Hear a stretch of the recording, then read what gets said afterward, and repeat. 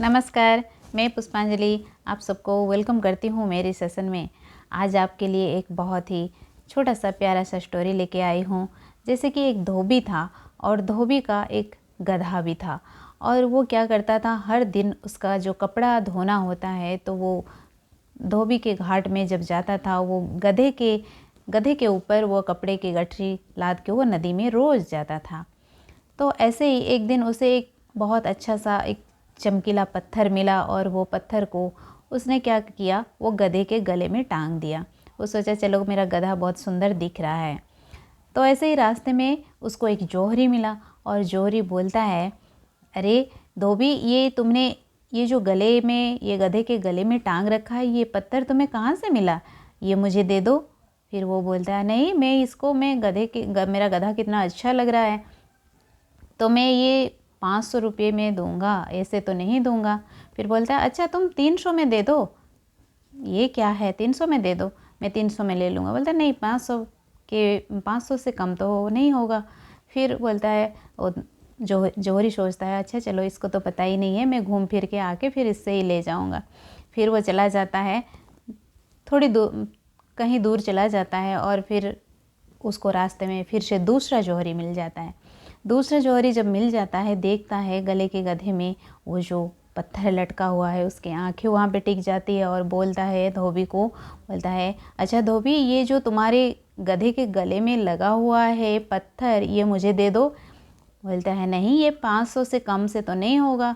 फिर बोलता है, अच्छा मैं 500 दे दूँगा, तुम दे दो मुझे। तो फिर वो 500 दे देता है। तो वो पत्थर लेके चला जाता है, क्योंकि वो उसे पता था कि ये पत्थर की कीमत क्या है, तो वो पत्थर लेके चला जाता था।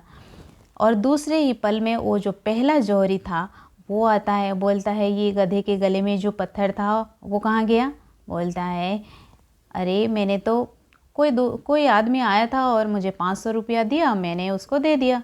बोलता है, मूर्ख, तुम्हें थोड़ी भी अक्ल नहीं है, ये पत्थर की कीमत क्या है पता है, तुमने ये इसको 500 रुपया में, मात्र 500 रुपया में दे दिया। फिर वो जो धोबी बोलता है, आप उसको सुनिए। वो धोबी बोलता है, अच्छा सबसे बड़ा मूर्ख तो तू है। अगर तुम्हें इस पत्थर की कीमत पता था, अगर पता था ये बहुत ही कीमती पत्थर है, तो तुम 200 रुपया के लिए तुम उसको खो दिए, कोई और ले गया। तो सबसे बड़ा मूर्ख कौन है, मैं या तुम? तो ऐसे ही बहुत सारे लोग क्या करते हैं, उनको तो पता ही नहीं होता है अपॉर्चुनिटी क्या है, ज़िंदगी क्या है, ज़िंदगी में हमें क्या करना चाहिए। मार्केट में ऐसे बहुत सारे लोग होते हैं जिनको अपॉर्चुनिटी मिलती ही नहीं है, जो अपॉर्चुनिटी के बारे में पता ही नहीं है उनको। वो पता नहीं है तो वो जैसे ज़िंदगी चल रहा है उनकी ऐसे ही चलेगी, उससे कोई मतलब नहीं। लेकिन अगर हमें अपॉर्चुनिटी मिलने के बाद भी अगर हम चीज़ों को समझ ना पाएँ, तो हमसे बड़ा मूर्ख और कौन हो सकता है। जिनको नहीं पता वो तो अलग बात है, बहुत सारे लोग हैं, लेकिन हमें पता होने के बावजूद हम चीज़ों को समझते नहीं हैं और चीज़ों को काम पे नहीं लेते हैं, तो ये हमारी सबसे बड़ी भूल होती है।